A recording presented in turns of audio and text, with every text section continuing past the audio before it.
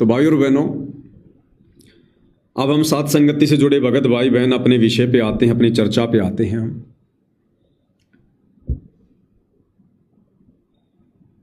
दास ने पोस्टर सेवा के लिए मैसेज डाला था कि जो जो भगत भाई बहन सात संगति से जुड़े हैं और इस काल के भयंकर जंजाल विषय वासनाओं से दूर हो चुके हैं, आपस में भाई बहन का रिश्ता बन चुका है, जो पहले पति और पत्नी का था, दुराचार करते थे, व्यभिचार करते थे, आत्मा को मलिन करते थे, मन की खुराक तैयार करते थे, सतगुरुदेव भगवान को नाराज कर रहे थे कि इतना ज्ञान देने के बाद भी ये विषय वासनाओं वाली गंदगी में सूअर की तरह नाक रगड़ रहे हैं। तो वो भगत भाई बहन तो दास को भेज रहे हैं अपनी फोटो वगैरह। साथ में दास ने ये कहा था कि भाई 18 साल से ऊपर के जो भाई बहन हैं और जो रमेणी नहीं करना चाहते, शादी नहीं करना चाहते, अपनी आत्मा का कल्याण ही चाहते हैं, तो वो दास को पोस्टर भेज सकते हैं। तो भगत भाइयों से ज्यादा तो भगत बहनों ने रमेणी ना करने के लिए, शादी ना करने के लिए, नो शादी नो बर्बादी, ये पोस्टर बनवाने के लिए दास को मैसेज किए हैं। यानी भक्तों से ज्यादा बहनों ने, जो शादी नहीं करना चाहती, जिनके बात समझ में आ चुकी है, जिनको राविया की कथा समझ में आ चुकी है, वो भाई वो बहनें बढ़ चढ़ के पोस्टर बनवा रही हैं। और ये कोई सामान्य बात नहीं भाई और बहनों, सामान्य बात नहीं है। इस काल के लोक में दो ही तो रंग है जिंदगी में। लोग क्यों जी रहे हैं? लोग क्यों जी रहे हैं? एक तो पैसा कमाएं और एक शारीरिक आनंद प्राप्त करें, स्त्री भोग करें, सेक्स करें। ये दो तीन चीजें तो हैं काल के लोक में जिनको आधार बनाकर लोग जी रहे हैं। अगर ये मौज मस्ती ना हो, स्त्री भोग ना हो या पुरुष भोग ना हो, ये धन पैसा माया ना हो, तो यहां ब्रह्मा विष्णु महेश का भी मन नहीं लगेगा। तो काल के लोक में जीने के लिए चाहे आम व्यक्ति हो, चाहे देवी देवता हो, स्त्री, धन, मान बढ़ाई, ये उनके जीवन के रंग हैं। अगर ये उनके जीवन से हटा दिए जाएं, वो जी नहीं सकते। तो ये कोई सामान्य बात नहीं है जो ये सात संगति से जुड़ी आत्माएं जो पोस्टर बनवा रहे हैं। और घर में कितना संघर्ष करना पड़ रहा होगा भाई और बहनों। हम तो केवल पोस्टर देख रहे हैं कि फला फला बहन ने अपना पोस्टर बनवा लिया कि मैं रिंकी दासी, मैं मंजना दासी, मैं फला फला दासी, परमेश्वर रामपाल जी की शिष्या, पूर्ण मोक्ष प्राप्ति के लिए इसी जन्म में सतलोक जाने के लिए साध संगति से जुड़कर ये दृढ़ संकल्प करती हूं कि मैं शादी अर्थात रमेणी नहीं करूंगी और आजीवन निर्विकारी हंस आत्मा बनकर इसी जन्म में सतलोक जाने की पूरी तैयारी करूंगी। और परमेश्वर रामपाल जी मेरे इस दृढ़ संकल्प को दृढ़ता प्रदान करें, मुझ नीच पर भाव भक्ति की दया करें। ये सामान्य बात नहीं है। अगर ये पोस्टर बनेंगे तो घर वालों से, रिश्तेदारों से, आड़ोस पाड़ोस वालों से बात छुप के नहीं रह सकती। और वो ज्ञानहीन प्राणी भक्ति से कोसों दूर, जब वो इस प्रकार के विचार उन बहनों के देखेंगे, उन भाइयों के देखेंगे, क्या चर्चा चलेंगी? किस दृष्टि से देखेंगे? माता पिता जो अनुपदेशी हैं, उन्हें इस बात का पता चलेगा कि मेरी बेटी जवान हो गई है और शादी नहीं करना चाहती, भक्ति करके मोक्ष चाहती है। रिश्तेदारों को पता चलेगा। सोचो भाई और बहनों, उन बहनों को कितना संघर्ष करना पड़ेगा। ये परीक्षा है, उनकी परीक्षा। और इस परीक्षा में परमात्मा उनको दृढ़ता तो देंगे देंगे, साथ में परमेश्वर उनको अंदर से और तैयार कर देंगे, हिम्मत देंगे। क्योंकि भाई जब ये पोस्टर बनवाने की प्रेरणा उन बहनों को परमात्मा कर रहे हैं, तो भाई हिम्मत भी तो परमात्मा देगा। उस परमेश्वर की रजा के बिना, उसकी दया के बिना ये संभव है क्या? देखे सतलोक आश्रम से जुड़े भाई बहन बनवा के दिखाओ एक पोस्टर, सतलोक आश्रमों से जुड़ी बहनें जो शादी के योग्य हो गई हैं, वो नो शादी नो बर्बादी, नो सेक्स नो मोक्ष वाला एक पोस्टर तो बनवा के दिखा दो। नहीं बनवा सकते। उन सतलोक आश्रमों में तो जिनको सार शब्द मिल गया, जिनको सार नाम मिल गया, वो उसके बाद रमेणी कर रहे हैं, विषय वासनाओं के कीचड़ में धस रहे हैं, सार शब्द लेके रमेणी कर रहे हैं, शादी कर रहे हैं। और इधर साध संगति में जिनको नाम दीक्षा भी नहीं मिली, केवल संकल्प लेकर भक्ति कर रहे हैं और विषय वासनाओं से दूर होने का पोस्टर बनवा रहे हैं, शादी ना करने का पोस्टर बनवा रहे हैं। इसलिए भाई और बहनों, दास बार बार कहता है जो भाई बहन संकल्प में है उनको, कि मन में कभी भूल कर भी ये दोष पैदा मत कर लेना कि मुझे नाम नहीं मिला हुआ है।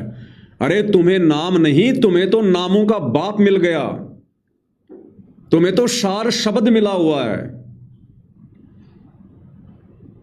अरे तुम्हारे साथ परमात्मा पल पल है, तुम्हारे घट में बैठा हुआ है, तुम्हारी रग रग में सतगुरु रामपाल जी भगवान समाया हुआ है। तुम थोड़ा सा विचार करके देखो, इतना संघर्ष तुम कर सकते हो क्या? ये नो शादी नो बर्बादी वाला पोस्टर तुम संकल्प लेकर बनवा सकते हो क्या? पति पत्नी के रिश्तों को भाई बहन के रिश्तों में तब्दील कर सकते हो क्या? इतनी हिम्मत है क्या बिना परमात्मा के सहारे, बिना परमात्मा के आश्रय? वो आश्रम वाले भाई बहन तो ये सोचते हैं कि गुरुजी हमारे साथ हैं, मुझे तो सार नाम मिल गया, सार शब्द मिल गया। और भक्ति विधान भी ये कहता है कि जब तक व्यभिचार से दूर नहीं होगे, काम वासना से दूर नहीं होगे, आप सतलोक नहीं जा सकते। उसके बावजूद भी सतलोक आश्रम से जुड़ी एक भी आत्मा पोस्टर बनवा के दिखा दो। और तुम संकल्प लेकर शादी नहीं करना चाह रहे और इस बात को समाज में फैला रहे हो कि मैं नहीं करना चाहती शादी, मैं नहीं करना चाहता रमेणी, मैंने तोड़ दिए पति पत्नी के रिश्ते जो व्यभिचार वाले थे, सेक्स वाले थे, अब हम भाई बहन बन के भक्ति कर रहे हैं। तो तुम्हारे को इतनी हिम्मत कौन दे रहा है नादानो? तुम्हारे अंदर इतनी हिम्मत कहां से आ रही है? यह समझने की गलती मत कर देना कि पवन दास के कहने से हम पोस्टर बनवा रहे हैं। पवन दास के कहने से तो गधी का बच्चा भी नहीं मानने वाला। पवन दास तो केवल एक माध्यम है, एक ये माइक है, स्पीकर है।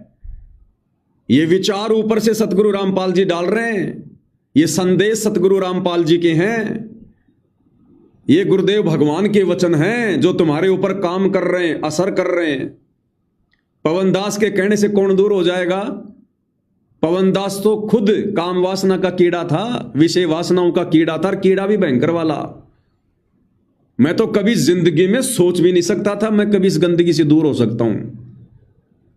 तो मेरे को तो खुद मेरे गुरुदेव भगवान ने धो मांझ के, चोट मार मार के साफ सुथरा किया है, इस गंदगी से दूर किया है।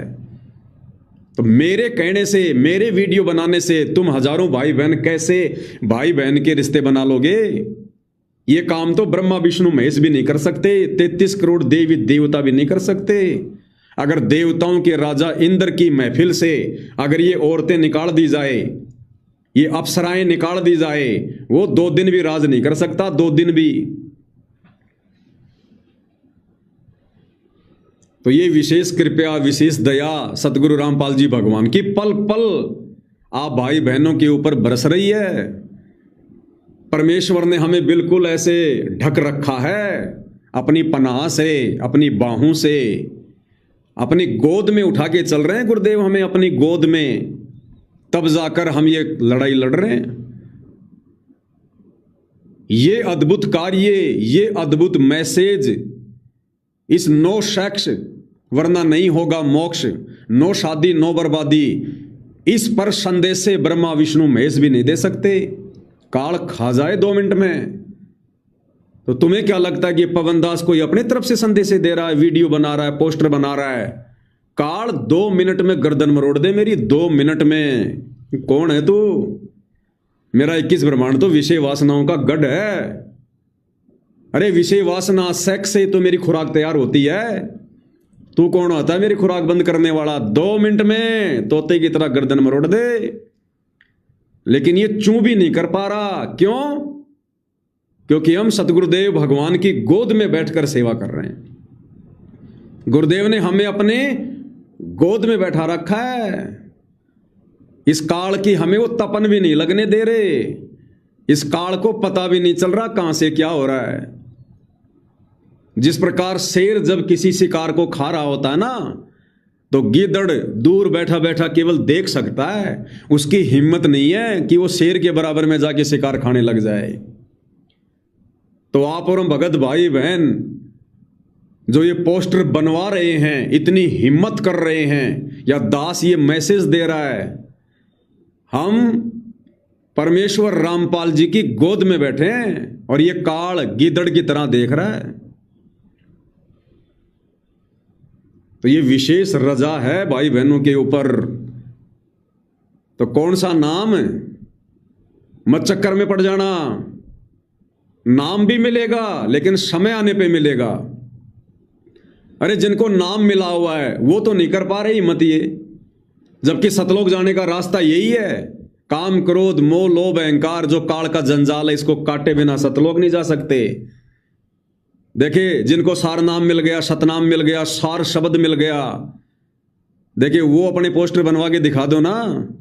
अगर केवल नाम में इतनी पावर है, इतनी दम है, तो वो नाम वाले जिनको सारे नाम मिल गए, एक भी पोस्टर बनवा के दिखाओ ना। इस विषय वासना से दूर होके दिखाओ ना। नहीं हिम्मत। और इधर आपने संकल्प ले रखा, नाम भी नहीं है, फिर भी आपको इतनी हिम्मत। अरे तो आपके पास तो नामों का बाप है, नामों का बाप सतगुरु रामपाल जी भगवान, सब नामों का बाप है ये। और जिसके शीश पर सतगुरु रामपाल जी भगवान बैठे हों, सिर पर साईं सत्य है, फिर तो को क्या भय रे। कबीरा काहे को डरे, सिर पर सिरजनहार, हस्ती चढ़ डरिए नहीं, कुत्ते भूसे हजार। तो भाई और बहनों, नाम भी मिलेगा, लेकिन जब हमारा समय आएगा, हम पल पल अपने गुरुदेव भगवान की नजरों में हैं, एक क्षण भी हम उनकी नजरों से दूर नहीं होते। जो बच्चा गऊ की नजर में, यूं साईं को संत, भगतों के पीछे फिरे भगत वत्सल भगवंत। अपने आप को कमजोर मत पड़ने देना। सतलोक आश्रम धनाना में बैठकर उस परमेश्वर की नजर हम आत्माओं के ऊपर रहती है। वहां तो केवल परमात्मा जी बैठे हैं, केवल शरीर शरीर है। असल में परमात्मा हमारे घर में, हमारे घट में, हमारी सोच में, हमारे विचारों में पल पल परमेश्वर साईं की तरह है, पल पल। तो ये गलती मत कर देना सात संगति से नीचे गिरने की। या ये पोस्टर बनवाने के बाद अगर कोई घर से दबाव आता है, माता पिता का, रिश्तेदारों का, डर मत जाना, घबरा मत जाना। रास्ता यही है सतलोक जाने का। जिसने इतना संघर्ष किया है वही सफल हुआ है। अरे सतलोक को पाने के लिए मंसूर जैसी आत्माओं ने तो शरीर का अंग अंग कटवा दिया, ऐसी ऐसी कुर्बानियां दे दी। और ये विषय वासनाओं का त्याग, इसको हम कुर्बानी भी नहीं कह सकते, क्योंकि घटिया काम को कुर्बानी नहीं कहा जा सकता। ये तो बुराई है। कुर्बानी तो वो होती है जैसे किसी ने देश को आजाद करवाने के लिए फांसी लगवा ली, वो है कुर्बानी, बलिदान। सेक्स तो अपने आप में घटिया शब्द है, घटिया कर्म है, गंदा कर्म है। इसको त्यागना कोई कुर्बानी थोड़ी है, बलिदानी थोड़ी है। तो जिन महात्माओं ने सतलोक के लिए शरीर का अंग अंग कटवा लिया, इतनी बड़ी कुर्बानियां दी, क्या हम उस सतलोक के लिए इस सेक्स जैसे घटिया से घटिया निंदनीय दुष्कर्म से दूर नहीं हो सकते? फिर क्या सतलोक जाएंगे हम? और ये मौका, ये मौज, ये मस्ती, ये भोग विलास, जो हम सेक्स में भोग विलास ढूंढ रहे हैं ना, ये असली भोग विलास भी हमें सतलोक में मिलेगा। लेकिन उस रियल भोग विलास को जो शब्द से होता है, सुरती से होता है, जिसका आनंद यहां के झूठे भोग विलास से अनंत गुना ज्यादा, लाख करोड़ 10 करोड़ अरब 10 अरब नहीं, अनंत अब जो भाई बहन इस भोग विलास वाली गंदगी में नाक रगड़ चुके हैं वो महसूस कर सकते हैं कि वो 1 मिनट का झूठा सुख और इस गंदे शरीर में हाड़ मांस के टट्टी पेशाब के कोथड़े में और वो सेक्स वाला 1 मिनट का सुख हम उसी में पता नहीं अपने आप को क्या समझ लेते हैं। और शतलोक में हमें वो शरीर मिलेगा, नूरी शरीर, और जो सुख हम यहां खोज रहे थे, ढूंढ रहे थे, समझ रहे थे, सेक्स वाला, इस झूठे सुख से अनंत गुणा ज्यादा परम सुख हमें शतलोक में मिलेगा। अरे सोचो, जब इस गंदी काया में, हाड़ मांस टट्टी पेशाब के शरीर में सेक्स करते समय जब वो ऐसा सुख अनुभव हम कर सकते हैं, तो शतलोक में तो नूरी शरीर है, पारदर्शी शरीर है, ट्रांसपेरेंट शब्द स्वरूपी काया है, एक तत्व का शरीर है। सोचो भाई और बहनों, वहां हमें कितना आनंद मिलेगा, कितना विलास होगा वहां पर, कल्पना भी नहीं कर सकते, कल्पना भी। जैसे परमेश्वर रामपाल जी के सत्संग से पहले कोई शतलोक की कल्पना भी नहीं कर सकता था, किसी के ख्यालों में भी नहीं था। तो इसी प्रकार जो झूठा सुख, भोग विलास वाला, दुराचार वाला, स्त्री या पुरुष की संग वाला हम यहां इस गंदे शरीर में खोज रहे हैं, ढूंढ रहे हैं, वो हमें परमानेंट मिलेगा शतलोक में।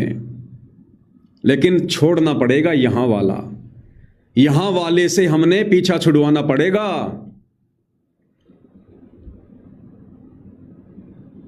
तो भाई और बहनों, ये हमारी अग्नि परीक्षाएं हैं। और देखो, जिन भगत भाई बहनों को ये बात समझ में आ गई कि साथ संगति क्या है, जो लगातार साथ संगति से जुड़े हुए हैं, वीडियो देखते आ रहे हैं, अब उन भगत भाई बहनों के लिए ये परीक्षा कुछ मायने नहीं रखती हैं। दुनिया के लिए तो सेक्स को छोड़ना, शादी ना करना पहाड़ जैसा काम है। और साध संगति से जुड़ी हुई आत्माओं को जब इस प्रकार की सेवा का मौका मिलता है तो उनको खुशी होती है कि हे भगवान, ये तो कुछ भी नहीं है, ये परमात्मा, ये परीक्षा तो कुछ भी नहीं है। जब आप हमारे शीश पर बैठे, हमें क्या टेंशन है, एक झटके में छोड़ देते हैं। परमात्मा कहते हैं, एक चोट सिधारिया जिन गुरु मिलन दी आश। ज्ञानकार गांव का चमका सा होता है। जिन आत्माओं को शतलोक जाना है वो तो एक झटके में समझ जाते हैं, एक झटके में, और उन बुराइयों से एक झटके में दूर हो जाते हैं। तो भाई और बहनों, एक बहुत बड़ी दया, परम सौभाग्य इस कलयुग की पिछली पीढ़ी में, मोक्ष के प्राइम टाइम में आप और हम साथ संगति से जुड़ी आत्माओं पर जो गुरुदेव भगवान ने बख्शी है। और ये परमात्मा से नजदीकी बना के रहनी होगी भाई और बहनों। अगर हमने भक्ति में जरा भी गफलत कर दी, तीनों समय की आरती, ठीक है कभी कभार विशेष परिस्थितियों में अगर आरती चलते चलते हो जाती है, आधी अधूरी भी हो जाती है, मान लो कभी कभार कोई ऐसी भी कोई बन गई परिस्थिति, वैसे तो बनेगी नहीं साथ संगत में, लेकिन फिर भी ऐसी कोई परिस्थिति आ गई तो उसमें कोई दोष नहीं होता है, परमात्मा से हम माफी मांग लेते हैं। बाकी भाई तीनों समय की आरती जो विधि साध संगति में परमेश्वर ने लागू करवा रखी है, उस विधि से करनी पड़ेगी। परमेश्वर का सत्संग, कोई सेवा मिल जाए, वो सेवा, पांचों यज्ञ, हर एक नियम और मर्यादा, इन बातों में हमने बिल्कुल भी गफलत नहीं करनी है, 1% भी हमने गफलत नहीं करनी है। अगर हमने भक्ति में गफलत करनी शुरू कर दी, उसी दिन काल का फिर से दाव लग जाएगा। ये काल केवल इस भक्ति से डरता है, इन मर्यादाओं से डरता है, और जब तक हम उसको डरा के रखेंगे वो हमारे निकट नहीं आएगा। तो भक्ति हमारी प्रथम है। अगर हम भक्ति करेंगे मर्यादा में रहकर, तो हम इन विषय वासनाओं से, बुराइयों से हम बचे रह सकते हैं। और जिसने गफलत करनी शुरू कर दी कि बस मैं तो हो गया विषय वासनाओं से दूर, मैंने तो बना लिए भाई बहन के रिश्ते, मैंने तो बनवा लिया पोस्टर, नो शादी नो बर्बादी, और भक्ति में गफलत कर दी, उसके बाद काल डबल रफ्तार से पकड़ेगा, उसकी डबल जकड़ हो जाएगी, फिर डबल जकड़। तो भक्ति के बिना तो कुछ भी नहीं है, ना संकल्प पे रह पाओगे, ना कोई मर्यादा में रह पाओगे।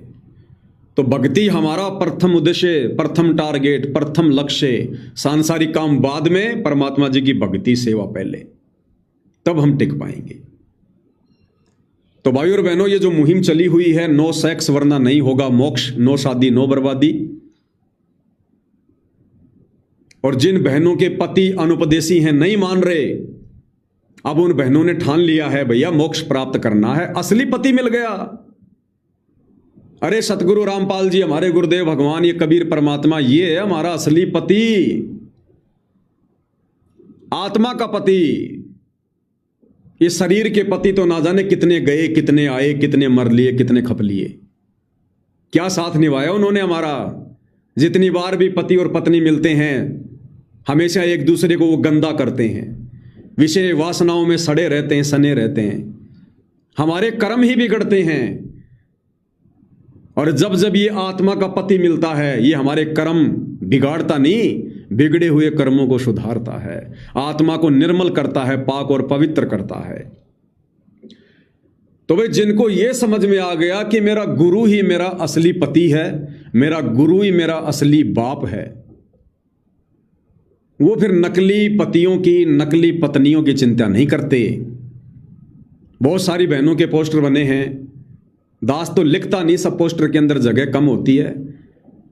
अन्यथा ज्यादातर बहनें जिन्होंने पोस्टर बनवा लिए हैं कि भाई मेरा पोस्टर बना दो, मैं विषय वासनाओं से दूर हूं, मेरा पति माने ना माने, वो पति डरा रहे हैं, मैं तुझे तलाक दे दूंगा, तुझे घर से बाहर निकाल दूंगा, मार पिटाई करते हैं। भैया तूने जो करना है कर, मैंने अपना ये जन्म मरण का रोग, ये दीर्घ रोग इसी जन्म में कटवाना है।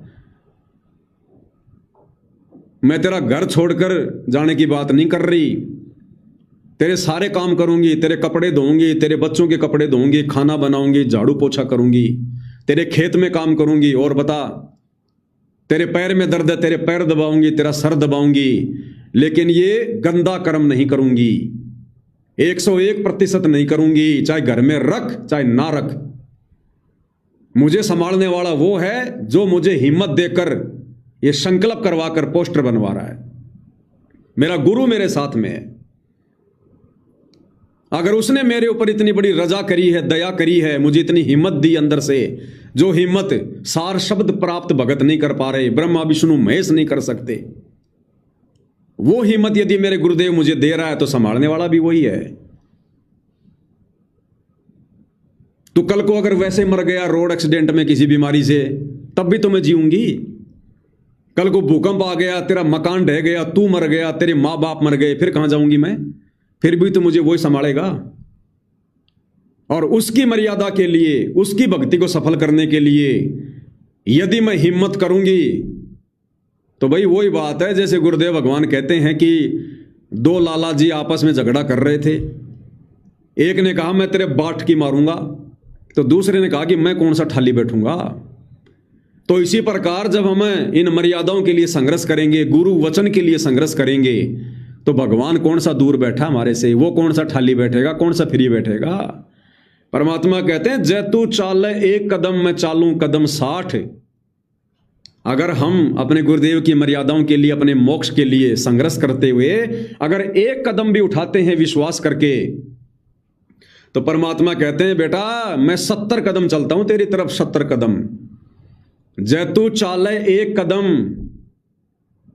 मैं चालूं कदम 60, और जय तू हो जा काठ का मैं हो जाऊं लोहे की लाठ। फिर परमात्मा ने यह भी बताया कि जय तू हो जा काठ का, काठ यानी लकड़ी।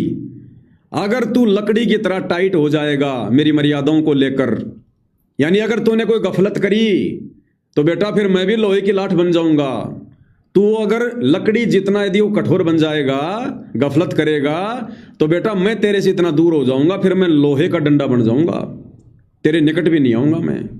और अगर तू मर्यादाओं के लिए संघर्ष करेगा, मोक्ष के लिए प्रयत्न करेगा, अरे एक कदम भी तू आगे बढ़ेगा, संघर्ष करेगा, तेरा बाप तेरे पीछे 60 कदम बढ़ेगा। तो ये वो परमात्मा मिला है भाइयों और बहनों। आज मौका है संघर्ष करने का, क्योंकि आज हम समर्थ की छत्र छाया में हैं। ये समर्थ की शरण हमें बार बार नहीं मिलती है। आज इस समर्थ की शरण में है, तभी तो काल दूर खड़ा खड़ा देख रहा है, हिम्मत नहीं कर रहा। तो ये समर्थ की शरण बार बार नहीं मिलेगी। आज है मौका डूंडा पाड़ने का। गुरुदेव कहते हैं ना, डूंडा पाड़ दिया। तो सत्सेवक भाई बहनों ने डूंडा पाड़ दिया, डूंडा। आज है मौका, क्योंकि आज हम समर्थ की शरण में हैं, और समर्थ की शरण में रहकर हम कुछ भी संघर्ष कर सकते हैं, किसी के साथ भी। तो कोई परवाह नहीं है किसी को भी, जिनको बात समझ में आ गई, चाहे बहन हो चाहे भाई हो। किसी की पत्नी नाराज है, लाख बार हो जा, 2 टाइम की रोटी भगवान ने देनी है। प्यार प्रेम से रहोगे तो इसी घर में रहूंगा, खुद भी मेहनत करूंगा, तुम्हें भी खिलाऊंगा। ज्यादा बकवाद करोगे तो भाई मैंने भक्ति करनी है, फिर तुम्हारा ठेका नहीं ले रखा मैंने। दुनिया भर की नौकरी, काम धंधे, मजदूरी हैं, कहीं भी 2000 का मकान लेके किराए पे 10-15 हजार आराम से मिल जाएंगे। और फिर मेरे तो भगवान साथ है ना। मेरे भाग में होगा धंधा तो दे देगा मेरा भगवान, और आराम से भक्ति करूंगा। तू भक्ति करने दे तो ठीक है, नहीं तो यार तो ये चला। ऐसे ही हमारी माता बहने छोटी छोटी बातों पे तो घर छोड़ेंगे नहीं, जाएंगे नहीं। अगर भक्ति ही नहीं करने देंगे तो भैया फिर कुछ लेना देना नहीं हमारा वहां पर। फिर परमात्मा के आश्रय मालिक फिर रास्ता निकालेगा फिर। लेकिन रहना अपने धर्म कर्म पे। पहली बात तो छोटी छोटी बातों पे घर छोड़ना नहीं, संघर्ष करना है। उनकी गालियां भी खानी है, उनकी मार पिटाई भी खानी है। लेकिन वही बात है, जब पानी कान के ऊपर चला जाए फिर हमारा वहां रहने का क्या फायदा। फिर अपने गुरुदेव भगवान के आश्रय ध्यान रखना, किसी भगत का आसरा मत तक लेना, ये भी तुम्हें बता रहा हूं। ये ना सोच लेना कि वो फलाना भगत साथ दे देगा, फलानी भगतमती साथ दे देगी, मैं उसके घर में रह के भक्ति कर लूंगा। वो मालिक की मौज, वो किसी भगत के पास रखे, किसी बहन के पास रखे, वो मालिक की मौज। लेकिन हमने आसरा नहीं तकना कि वो भगत ही मेरा साथ देगा, नहीं तो परमात्मा फिर बिल्कुल पीछे हट जाएगा। सीधम सीधा अपने गुरु जी पे। तो भाई और बहनों, ये मोक्ष इतना आसान नहीं है। ये अब पता चल रहा है हमें साथ संगति से जुड़ के, ये मोक्ष प्राप्त करना इतना आसान नहीं है। और काल से पीछा छुड़वाना ये भी इतना आसान नहीं है। ये अब साथ संगति से जुड़ के हमें पता चल रहा है। तरीका ये भाई और बहनों, दूसरा कोई तरीका नहीं है। जो नियम, जो मर्यादा, जो भक्ति क्रिया समय समय पर साथ संगति में गुरुदेव भगवान लागू करवा रहे हैं, इनके अलावा धरती पर दूसरा कोई विकल्प नहीं है सतलोक जाने का, मोक्ष प्राप्ति का। रास्ता यही है सतलोक जाने का। साध संगति से जुड़कर ही आप सतलोक के लिए तैयार हो सकते हो। दूसरा, इस धरती पर सतगुरु रामपाल जी ने कोई दरवाजा नहीं छोड़ा। तो भाई और बहनों, जो दृढ़ हैं वो तो दृढ़ हैं, मालिक की बहुत बड़ी दया।